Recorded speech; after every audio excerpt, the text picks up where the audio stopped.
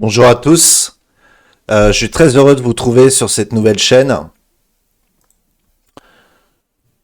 Peut-être certains ont suivi mes pas sur d'autres chaînes, notamment durant quelques temps sur Savoir et Conscience. Et bien aujourd'hui, il y a un nouveau projet. Et ce projet, vous y êtes. C'est donc la marche du symbole.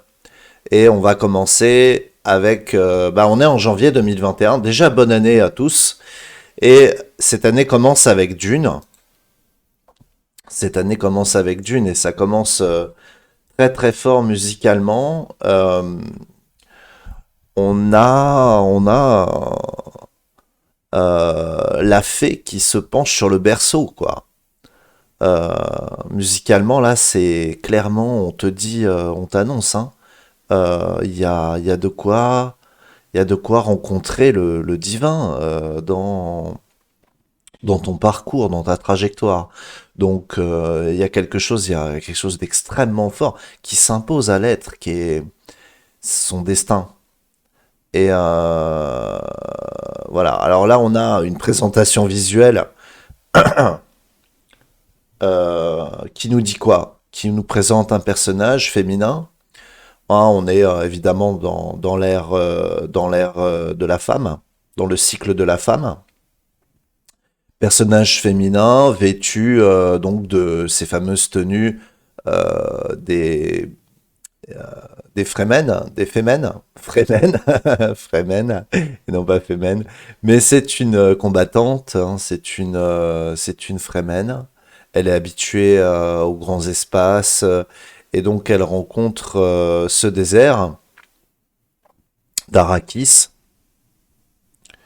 qui est à la fois un petit peu cette expression de donc dans Arrakis, on entend arachnide, hein, donc c'est la notion évidemment de l'araignée, l'araignée du temps, et puis kiss, le baiser. Donc là, on a le personnage féminin vu de dos qui regarde ce désert et qui voilà, sa cape s'envole. Elle est en posture d'héroïne, elle est en posture de super-héros. Sa coiffure rappelle légèrement le style asiatique. Donc on a une évocation également de la destinée de la Chine. Évidemment, on pourrait penser au cosmopolitisme parce que là, on a du coup une évocation de la Chine, du désert qui fait penser un petit peu au Sahara, un grand désert de dunes. Et puis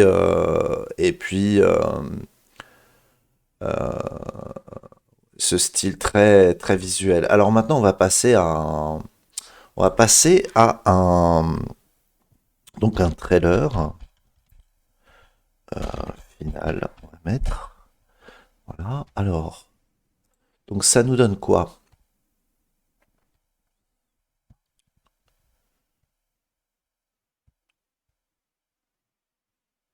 La lumière glisse.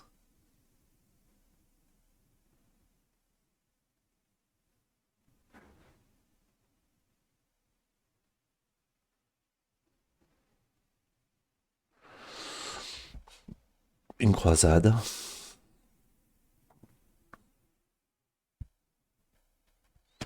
Une croisade, c'est donc la recherche.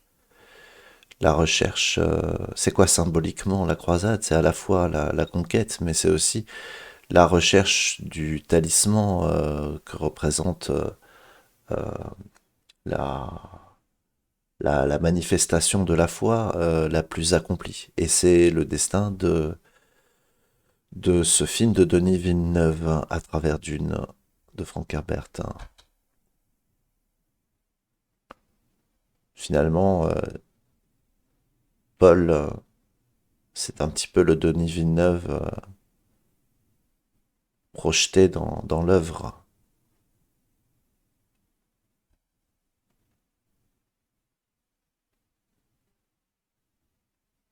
Bon, là, on a évidemment la chronologie du film, hein, à peu près, hein, quelques détails près.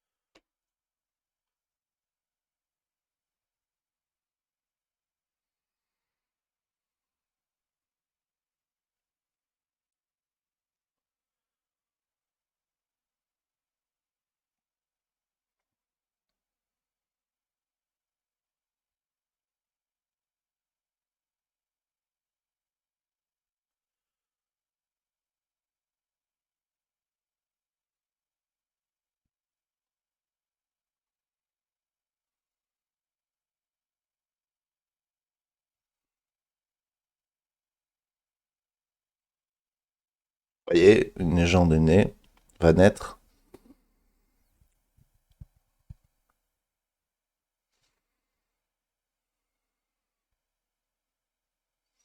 On a ce geste très ancien, très archaïque de l'épée levée vers l'horizon.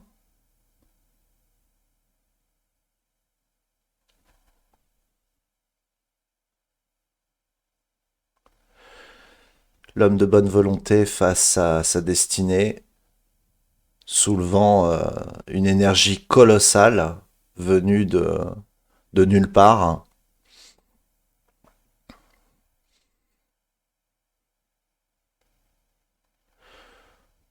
Le ver des sables. Alors le ver, ah, c'est évidemment cette expression de cette jeunesse du personnage, la verdeur, et de son énergie vitale, en fait. Hein. Le ver de sable.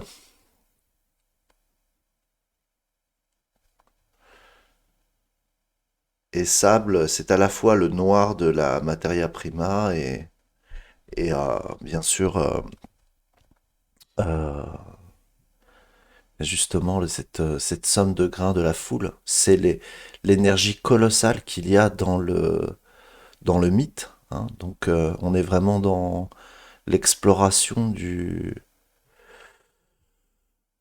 réveil du Geist, en fait. Quoi, voilà. Donc, maintenant, on va passer aux travaux pratiques ici. Hein. Vous savez que on va plus perdre de temps. On va aller explorer tout ça. Donc voilà un petit peu ce qu'on peut dire sur ce trailer très intéressant. On va le regarder une deuxième fois, essayer de voir plus de détails. Donc la circulation de la lumière sur les symboles se fait dans le sens du temps.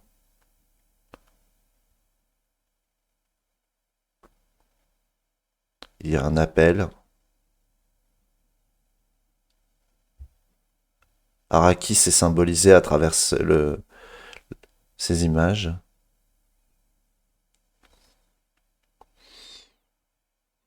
La bibliothèque est très sombre, la bibliothèque.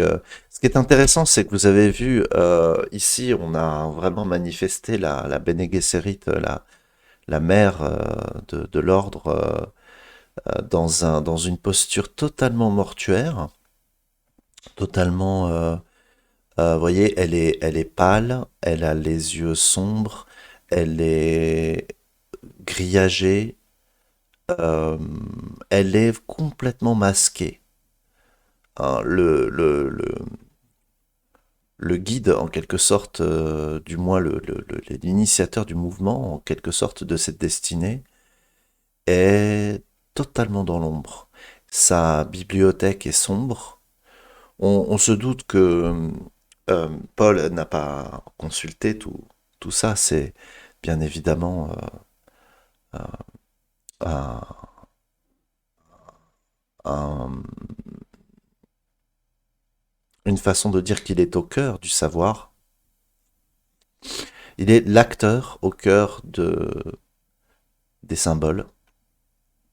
Et donc voilà, donc on a vraiment cette, ce passage à l'action, quoi, qui se fait d'abord par cette initiation.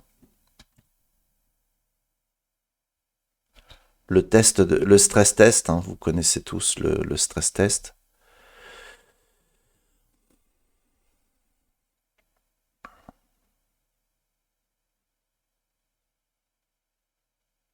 La position aussi est intéressante. Alors bien évidemment, elle est fonctionnelle. Ce qui est intéressant, c'est que on a pour la première fois l'aiguillon qui prend cette forme. Euh, si on regarde les aiguillons des anciennes versions de Dune, il n'avait pas cet aspect. Il était souvent au bout de l'ongle, comme si c'était le doigt qui était posé euh, sur ce fameux point faible. C'est intéressant d'ailleurs de voir que nous sommes faibles sous notre oreille, de là où nous écoutons, de là où l'énergie passe à hauteur de l'oreille, là où tout va vibrer en fait. Et donc, il y a cette aiguille qui manifeste la peur de la mort et qui manifeste la volonté d'aller au bout du destin, d'aller au bout des choses. Le geste est intéressant. On applique 3 doigts, on enlève 2 pour maintenir une parfaite horizontalité.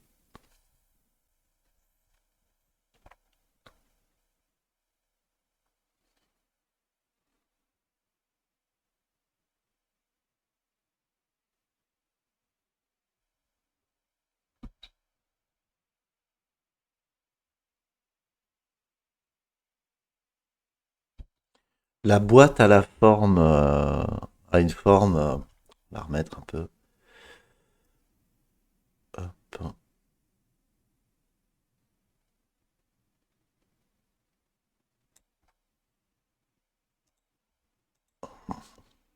on va remettre la boîte un peu.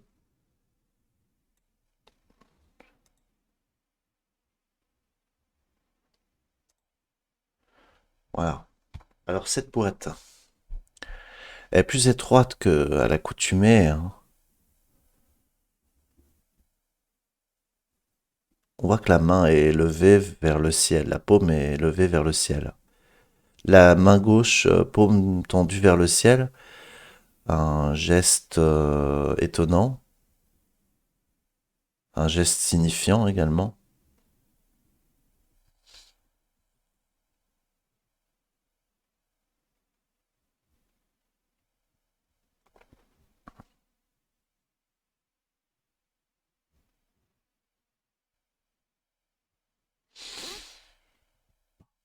On a clairement là l'entrée dans le côté Pandore de cette boîte, puisque les malheurs de l'humanité, la souffrance, sont finalement l'épreuve incontournable du symbole, hein, puisque on commence avec les contes de fées qui sont en réalité souvent des moments tragiques, et d'ailleurs les contes de Grimm sont l'expression de ce tragique, hein. Donc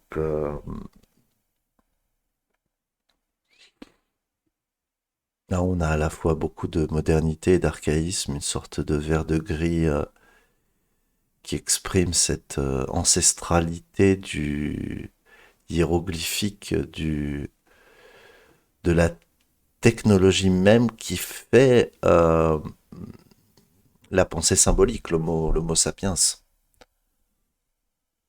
et tout ce qu'il produit dans l'ordre du symbole, évidemment. Cette expérience de la phénoménologie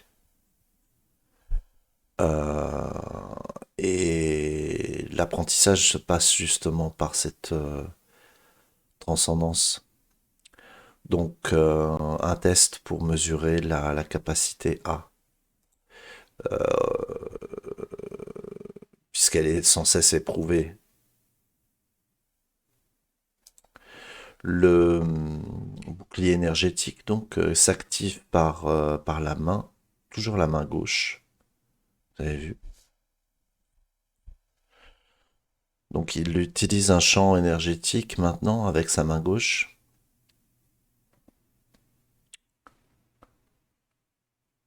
ce qui est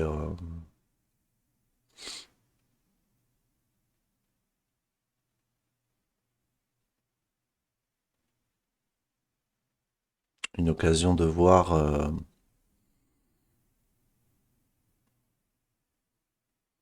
que encore une fois c'est le symbole qui le protège. C'est la dimension de l'inconscient qui lui apporte sa défense. et qui symbolise également le rayonnement de l'aura et la capacité que sa phénoménologie a à lui garantir une vibration qui va voilà, qui assure sa sécurité. Les mouvements très rapides, bien évidemment, de l'enseignement Bene Gesserit, hein. Donc on a vu les passes très très très précises qui visent à déstabiliser complètement la défense de l'adversaire. Quelque chose d'assez primitif dans cette façon d'attaquer, parce que ses pieds restent fixes au sol quasiment. Donc il y a une dynamique qui est très étonnante parce que euh, dans la plupart des arts martiaux, on a quand même un déplacement au sol. Et la vitesse ici est dans le haut du corps. Les pieds, évidemment, suivent et sont impactés par l'ensemble du mouvement, montrent la poussée des mouvements, mais tout se fait sur place.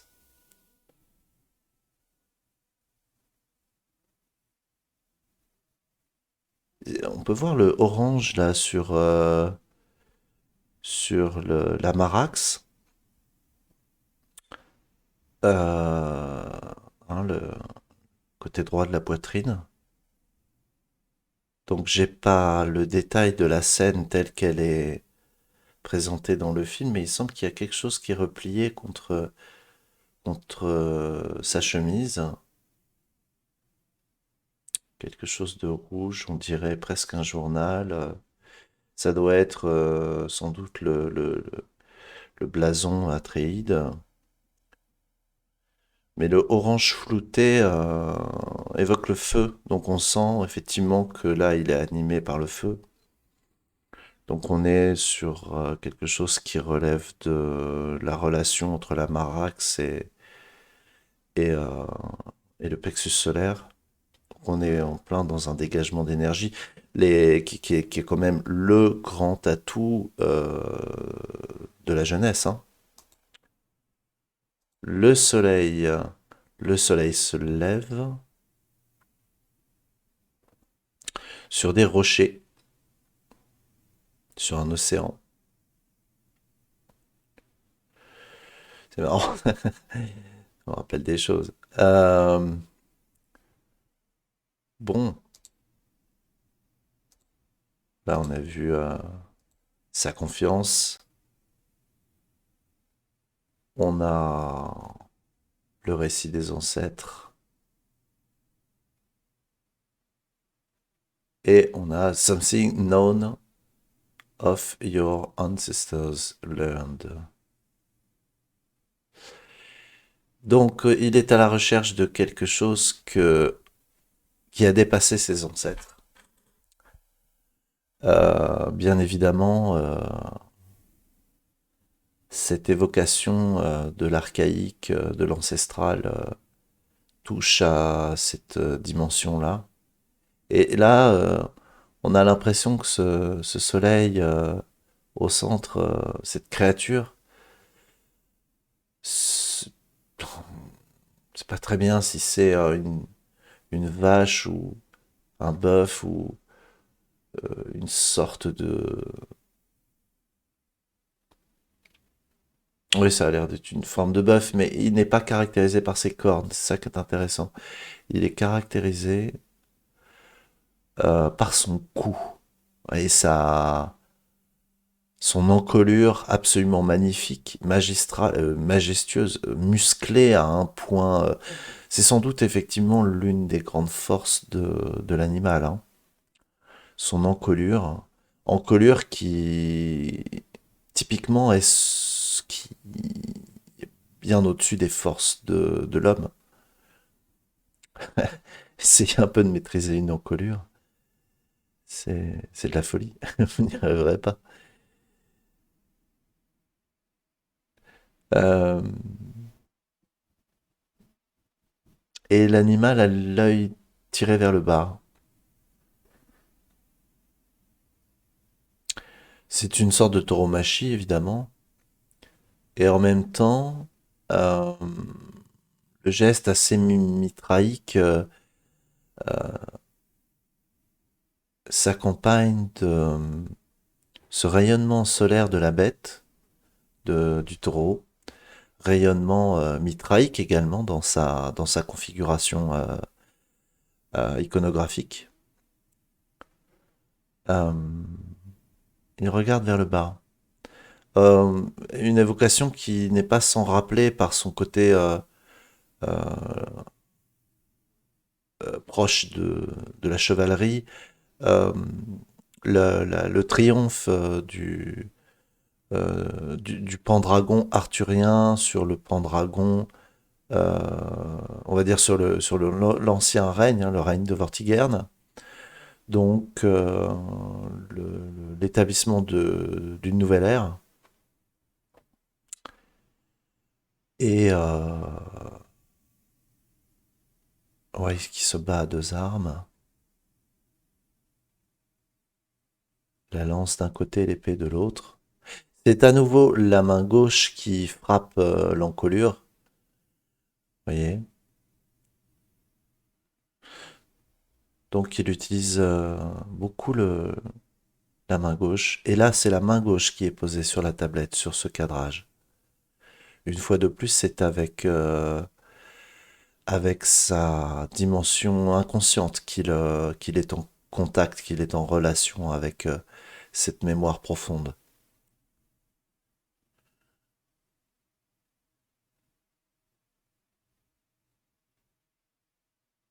Et vous voyez dans le coin, dans le petit coin à gauche, là, euh, il y a ce prêtre à tête d'oiseau, qui n'est pas évidemment sans nous évoquer les génies assyriens, hein, qui a cette évocation de l'esprit.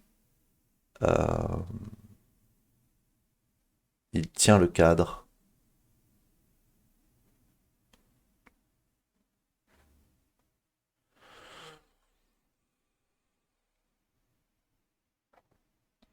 Donc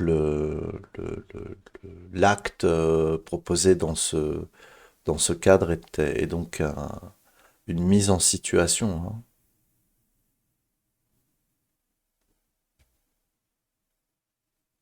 par les acteurs du symbole, par les, les tenants du récit. C'est donc le spectacle.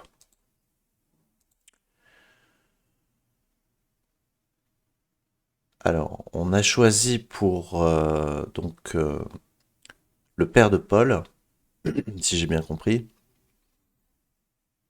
Leto Atreides, un acteur euh, dont bah, la trajectoire euh, de, de personnalité incarnée n'est pas fortuite. On retient principalement évidemment son image à travers la saga Star Wars, mais c'est quelqu'un qui nous est parvenu aussi assez tôt par Agora, par des- d'autres productions très intéressantes. Et donc après cette évocation de la Force, on va nous en faire. Finalement, maintenant, il est passé de l'autre côté du miroir quelque part, puisqu'il va représenter la paternité, la transmission.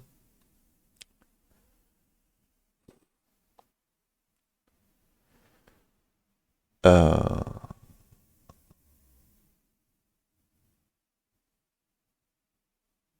il est l'Arthur de la situation d'ailleurs. On a ce glissement puisque hein, vous connaissez l'histoire de Leto, c'est pas la peine que je spoil. Donc il est évidemment l'Arthur euh, de la situation.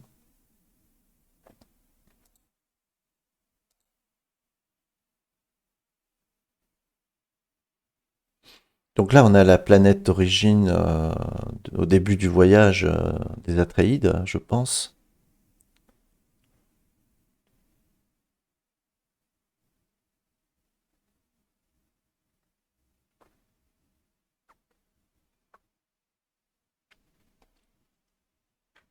on rejoint un petit peu les architectures très novatrices des premiers artworks de Star Wars d'ailleurs, hein, quelque part. Ce mélange d'archaïque et de futuriste dans les formes. Bien que là, on évoque un petit peu quand même plus le côté accodo-sumérien, on va dire, que purement, euh, on va dire, orienté vers les architectures de l'art islamique. Là, on est plus sur l'accado-sumérien, l'assyro-babylonien, etc. Et dans un contexte qui montre déjà un petit peu le vert des sables, mais dans un contexte tout à fait différent, puisque là, il s'agit de deux blocs de roche qui ouvrent la gueule au milieu de la mer. C'est un gisant.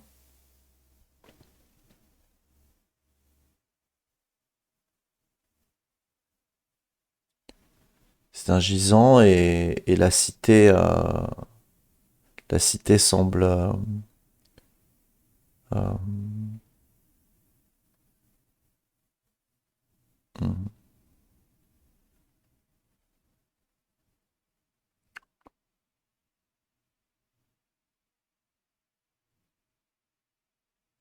En fait, le bloc de droite est en deux parties grâce à l'effet d'ombre du crépuscule ou de l'aube. Et je dirais l'aube.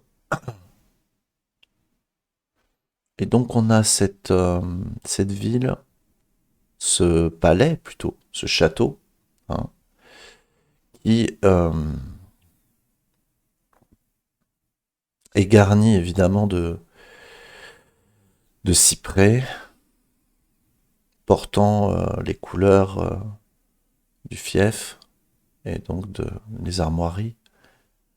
Symbolise un V blanc sur fond bleu, donc on est bien dans le projet. Et il y a cette tendance à partir sur la droite qui annonce en fait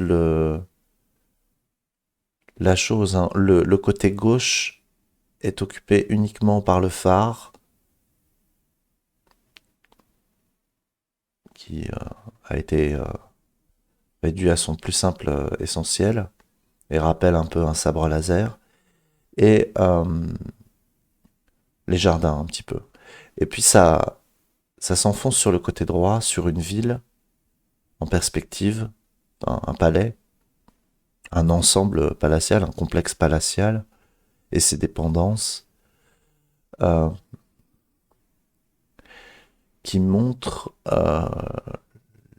là où ça va travailler, quoi. Là où se constitue Là, on a l'évocation finalement du cerveau, hein, on a les deux hémisphères, et donc c'est dans l'hémisphère droit, cette fois-ci, qu'on trouve le palais, relié donc à la main gauche. Un palais très sobre, extrêmement sobre, gris, des lumières qui sont évidemment voulues pour déterminer l'atmosphère du film, mais qui sont là aussi pour dire justement cette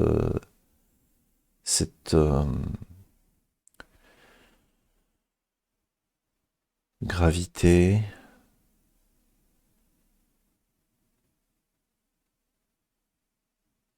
une lumière diffuse dans la bibliothèque.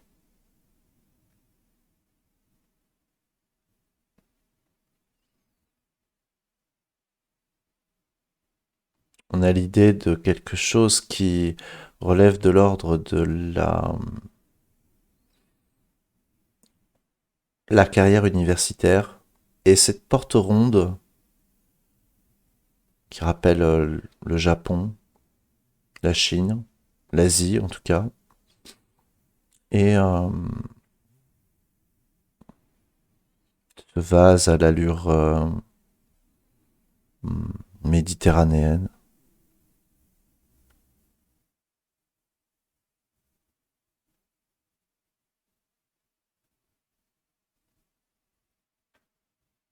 une complémentarité. On a l'évocation du vase. Donc là, on est dans le passage, justement, la porte, hein, le gate, la porte du savoir et la porte du féminin.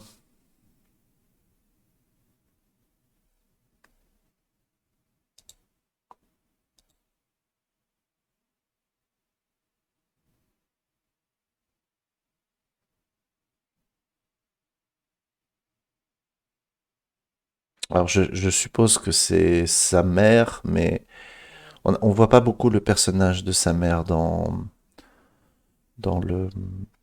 les extraits du trailer, puisque c'est un personnage très important, mais euh, qui, qui est beaucoup moins en valeur que, que Paul lui-même.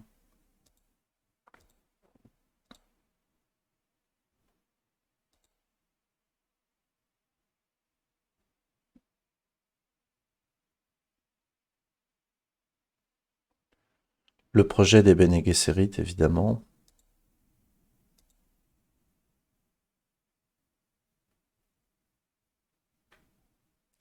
Une armure ouvragée.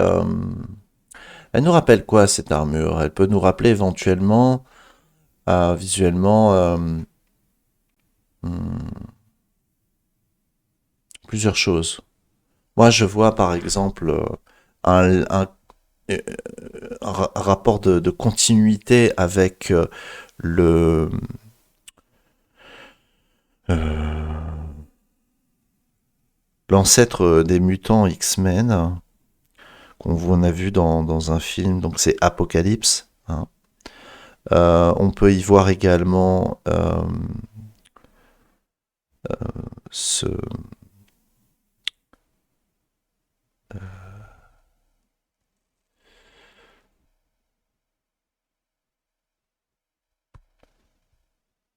l'évocation de certains films qui concernent la lutte contre l'extraterrestre, l'alien.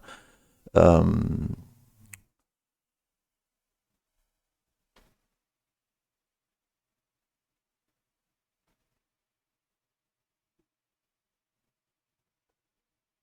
on a quelque chose qui rappelle l'armure de plate médiévale, évidemment, mais on a également le Batman un petit peu. On est sur du très lourd, sur du massif.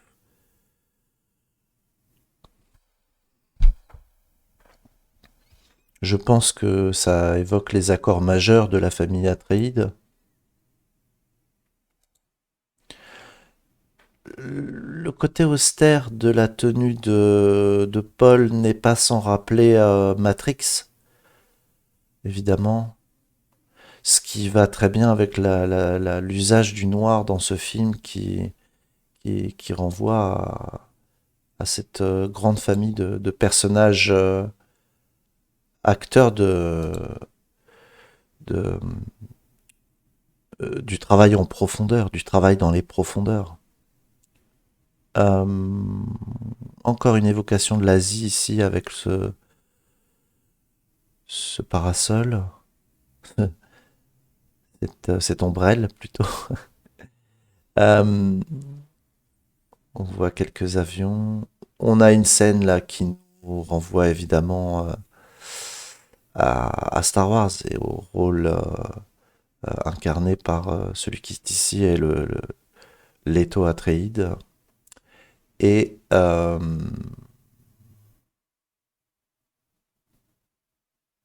le glissement s'opère en retrouvant la casquette, souvent en usage en Russie d'ailleurs, ce modèle, qui est plutôt utilisé dans l'armée impériale de Star Wars.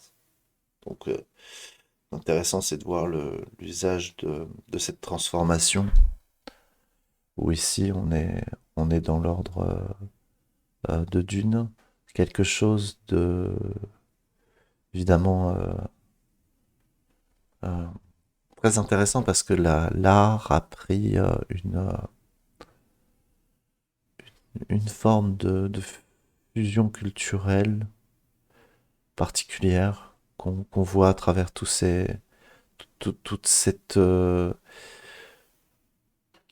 harmonie épurée entre les styles.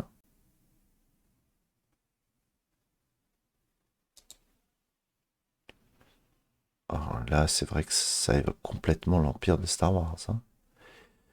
La transition est bien amenée quand même vers ce nouveau récit, hein, évidemment, et un ciel d'orage.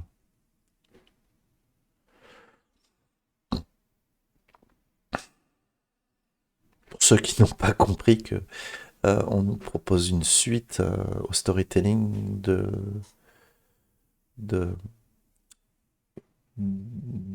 voilà du Geist, ici majeur par rapport au thème précédemment évoqué, visuellement, euh, là on le voit, hein.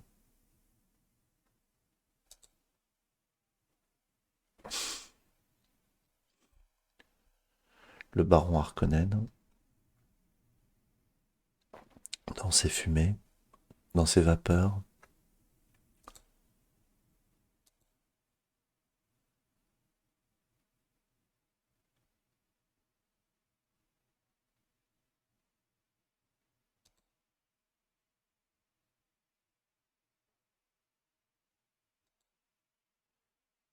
Donc cette importation de soldats d'élite, hein,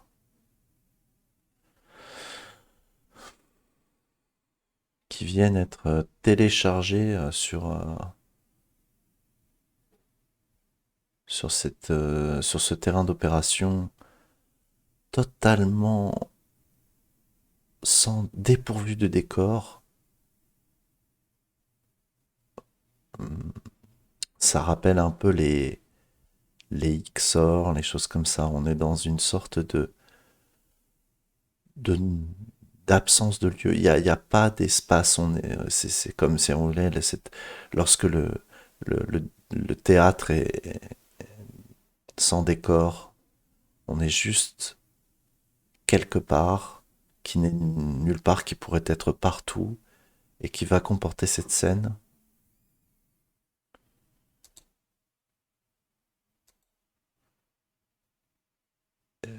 Voilà, donc là, on va avoir un affrontement.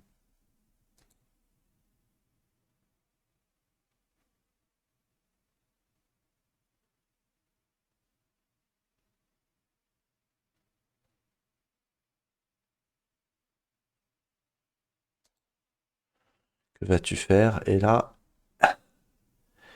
la femme, dans la lumière du soleil, donc la première rencontre, la destinée.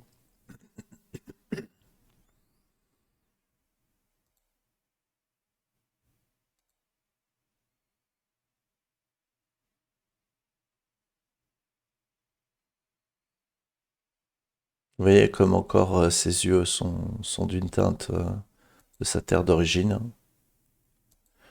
et elle déjà, on voit le bleu de d'Arrakis, de l'épice.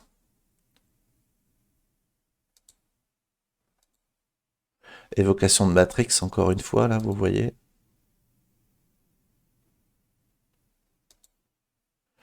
Là, on a, par la ligne d'horizon qui est mise en avant au niveau de l'explosion, quelque chose qui nous dit, waouh, un soleil qui frappe la phénoménologie de cette foule, hein. Une sortie de l'inconscient de l'ego. Et voilà, là, c'est l'engagement.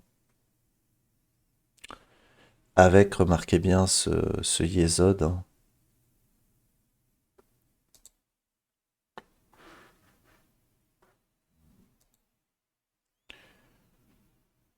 Alors là, ça c'était très intéressant aussi.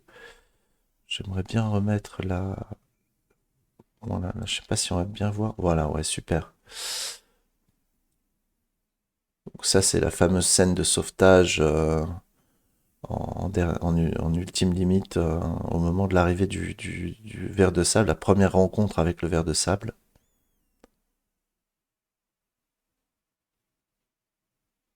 qui apparaît ici comme un effondrement, euh, évidemment échappé au gouffre. Et c'est précisément Yesod, encore une fois, ou Tiferet peut-être. Là, on est sur Tiferet, ouais, plutôt.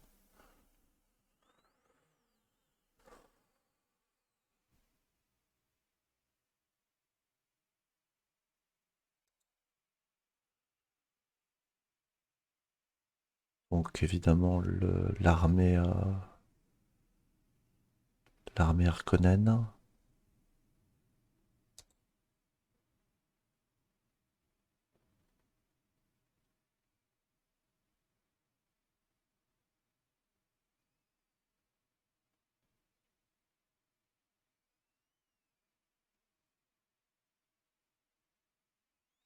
Vous avez vu comme ils ont fait briller le sable.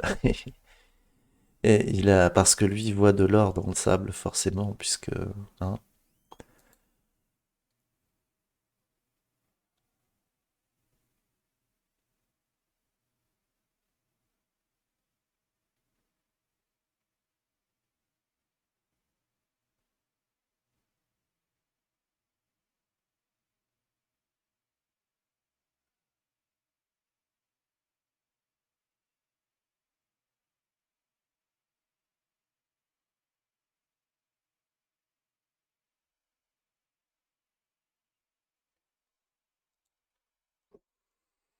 Bon, bah voilà, bah écoutez, petit point terminé sur Dune.